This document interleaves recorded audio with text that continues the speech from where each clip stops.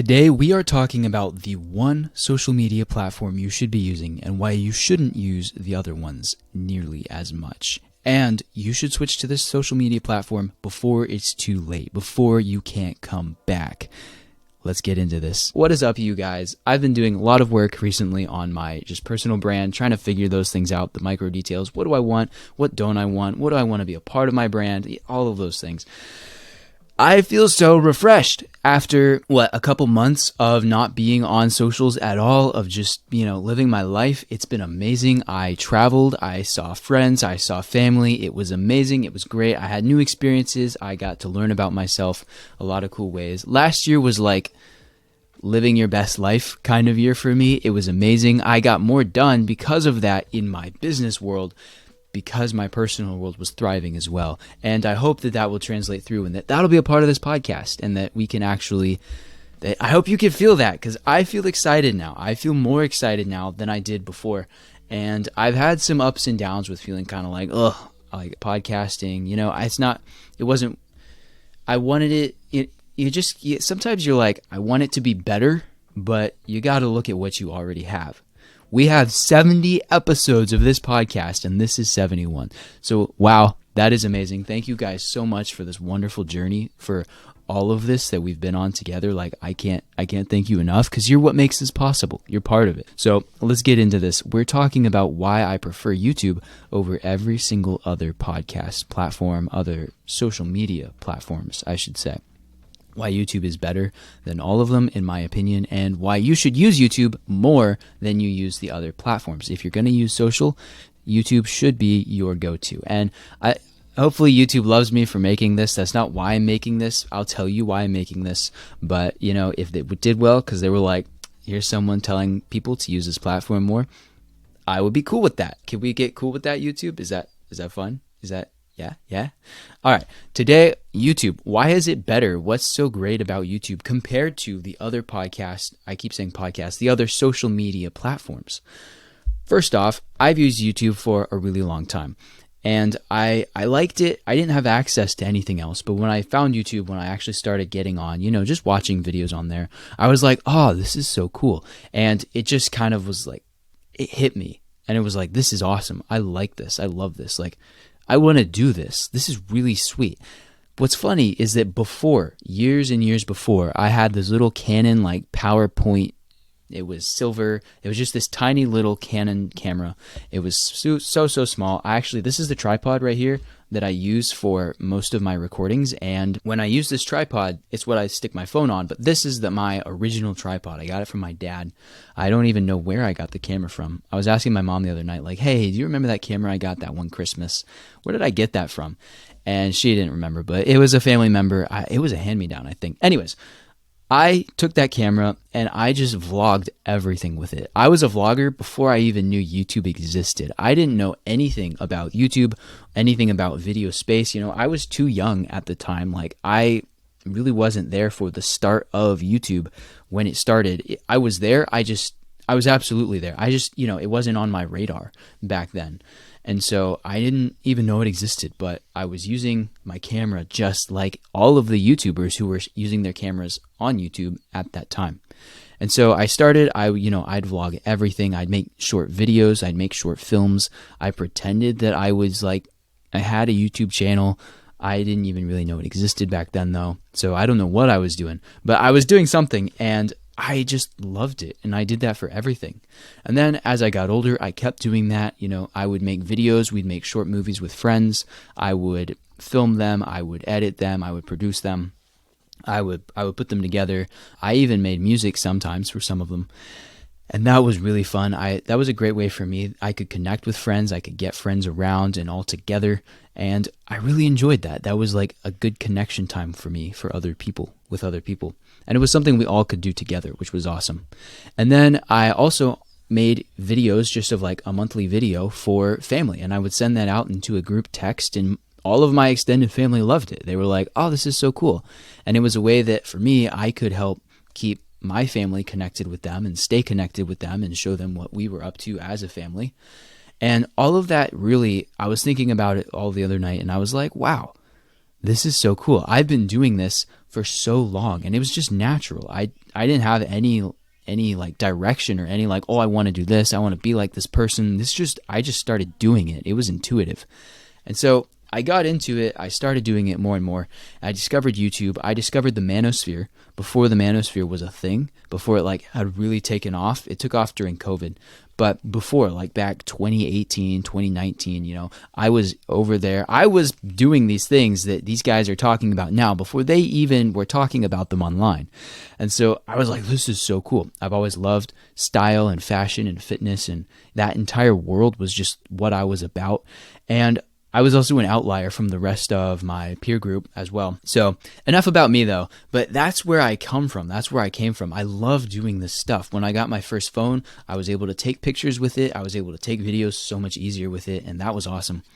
And then I got into the world of like iPhone photography and videography. I've got cool tech that I use now that I love. I save up for it, I buy it, those kinds of things. But why should you care about any of that? Because YouTube is an amazing platform. It's a very original platform for social media. And what YouTube does, it does a couple things. And I want to go through these one by one because these are important to me. The first thing is that it is a long-form content platform. It's a long-form content platform. So instead of watching condensed, short, 1 minute, couple second short-form videos where you're just swiping, you get videos that are longer, like 10 minutes are shorter videos. You can find even shorter. And now they do have short-form content. But before, they didn't have YouTube Shorts. It was just like, that's recent. That's pretty new. And so you didn't have that. It was just your long form content videos. That was all that was on there. And what that does for your brain is it gives your brain the ability to have a longer attention span. You have a longer attention span when your brain is not filling up with dopamine hit every single time. I don't know. You've heard this so many times. I know. But there are actual like studies when you look at this. Like, we have a shorter attention span than goldfish now. That's terrible. And so YouTube is an amazing place for me because it's not overwhelming when I get on there. And, there's clickbait, there's all that stuff. But when I get onto YouTube, I don't feel overwhelmed the same way that I do when I get onto other social platforms. And so it gives you longer form content. You're going slower. You're consuming the content slower. Your brain can slow down. It could still be fast-paced content. I'm not saying that that's not on there. That absolutely is. Like, look at Mr. Beast as he's grown and taken over and made a YouTube empire. He did that because he was making long-form, short-form content.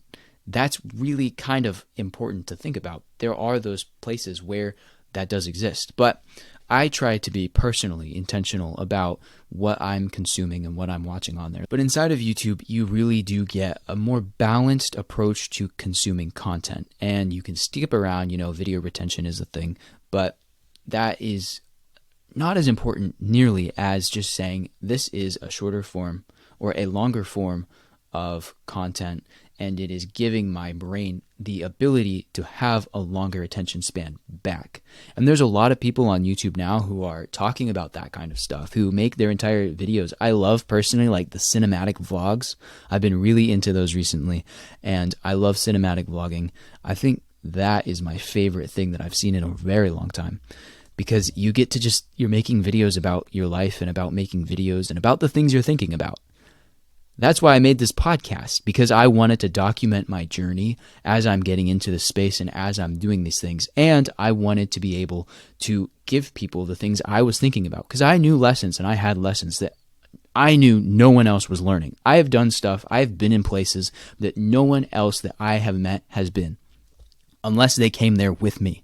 And so I wanted to bring those things to other people. And I saw a need. I saw a void. I saw such a lack of confidence in the young men that I grew up with, that I wanted to help instill that into them. And I wanted to give them something that they could use and take into their life that was biblically founded, that was biblically based, that was founded on biblical truth, that had that it just came with veracity. It was this podcast, because all the Manosphere stuff these days is just garbage and junk, and it's crazy. But I wanted something that was different, and I'm making something now that is different. Like, all of this is different than what you're seeing in other places is my hope. And that's my aspiration. So I wanted something that was, genuine and unique and original and inspirational, and not just so like, bro, I'm the alpha male, but like, hey, I'm an actual human being with a lot of aspects to my life. I'm a complicated person. We're all complicated. We're people. God made us, and we have a lot of different details to each and every one of us. And so that's what I wanted to do. And I think YouTube holds space for that a lot more because it's the longer form, because you get more intentionality inside of making your videos than you do on other short form platforms. The next thing that I believe YouTube does is it gives you a greater chance to connect with the people that you want to connect with, and it allows you to be more personal than Instagram does. I'm comparing primarily to Instagram right now. Instagram, TikTok, there's a lot of places where you can be yourself and where you can do stuff that is you being you. But at the same time, a lot of it is so like based on the algorithm these days. Everything has to be algorithm. And even YouTube is like that now. But you still get more creativity, and you get more flexibility as you go through and as you make videos based on what you love. Like if I like the camera space, you can do all of that stuff on Instagram, on TikTok, whatever. I hate TikTok, by the way. But you could do all of that stuff in those places. But because it's longer form, you get more time, you get more connection, and you get to build a larger bond with the people who are watching you and who are subscribed to you and who are ingesting your content. Instead of it being a constant dopamine hit, you actually get to have intentionality with those people, which is something I love.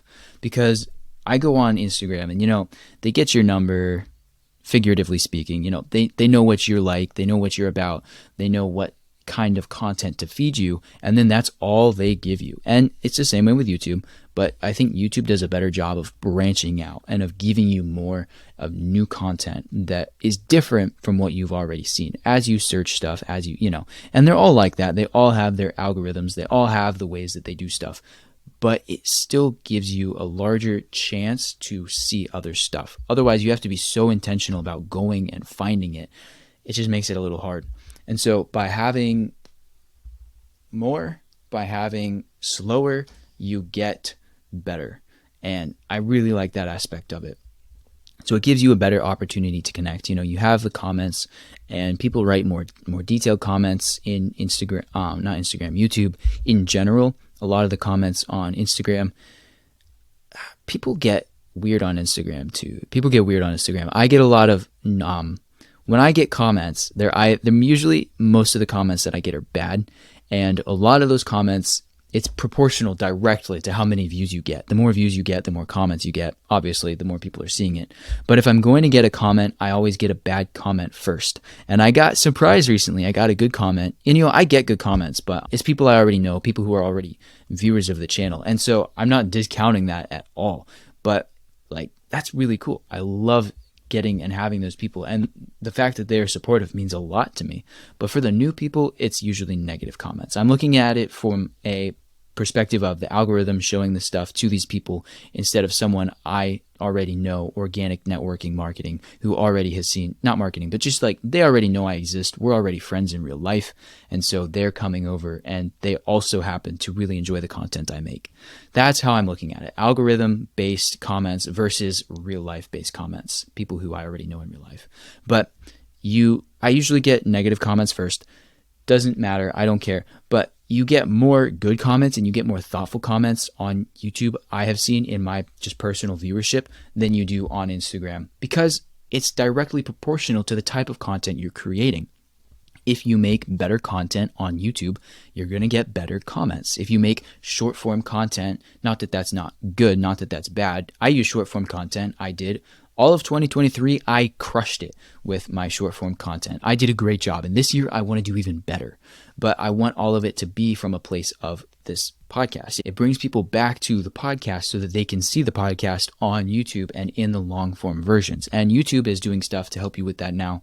But you can also get people from Instagram to come over as well. So that's really sweet.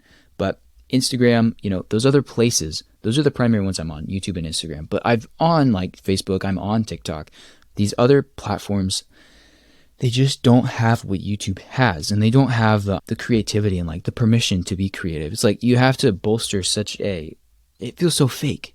That's the thing. It feels fake. Even people who are real people still feel fake because of what they decide to put on there and what they don't put on there, And it's like you have to play to the algorithm. That's just how it goes. And YouTube has a little more freedom and creativity for that. And the market is shifting. Now let me put on my business cap real quick. People aren't looking, Instagram, the platforms are not looking as much for the likes and for the quantity of likes and of those things. They're looking for engagement. They're looking for you to share now. They're looking for you to comment. They're looking for you to interact, not just like it and rack up views. And so views are cool, but those are old metrics. Downloads in podcast world are cool, but those are old metrics. That's not what people are looking at anymore. That's not what brands are looking at anymore for finding brand partnerships and sponsorships. That's not what anyone's looking at anymore. And so we see this turn where the entire thing has sort of flopped on its head, and the creators have changed how the algorithms are working and what people are looking for, which is awesome. We need more of that. We need to have more control over what's happening as a collective body. That's how it's supposed to go, right? When you look at politics, which I will not get into, but right now, but we are a government who is a people-based government, and that's how it's supposed to be. And people try to take that away, and it's our job to fight back against that and to keep that freedom and to keep that liberty that we fought so hard for in the beginning. People forget that now. They don't know what it was like to live back then. World War II, the Civil War, the Revolutionary War, we don't remember that because we didn't live in that time, and it's passed away. And all this left over, the bad remnants from all the negativity and all the things that people keep using to try to divide us, that Satan keeps using to try to divide us. Different topic for another time, but we need to be a collective people. We need to be people who are saying this is a platform that should be run by the people who are on the platform and not by the people running the platform. And it's a two-way street, obviously. They get to run stuff how they want to. They should run it ethically, of course, but we are seeing just factually that the creators and the consumers have spoken, and now all of this stuff is changing because of what the creators and the consumers were saying back here, what they were doing. It's turning more into genuine connections than it is about vanity likes, vanity views, vanity metrics. So that's one of the other aspects. So you get less dopamine hits, which means less depression, which means a better, clearer, able ability to think.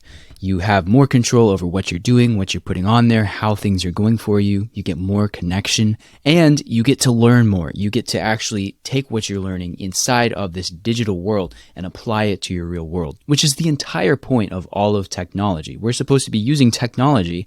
I was having a conversation with a friend about this, actually, and we were trying to figure out, from all of time, from the beginning of time to the present day, how do you define technology? Because you've got things like simple machines, mechanics, you've got mechanical engineering, that's technology. And I looked up the definition for technology, and I wasn't satisfied with it. I don't remember the actual definition for the word right now.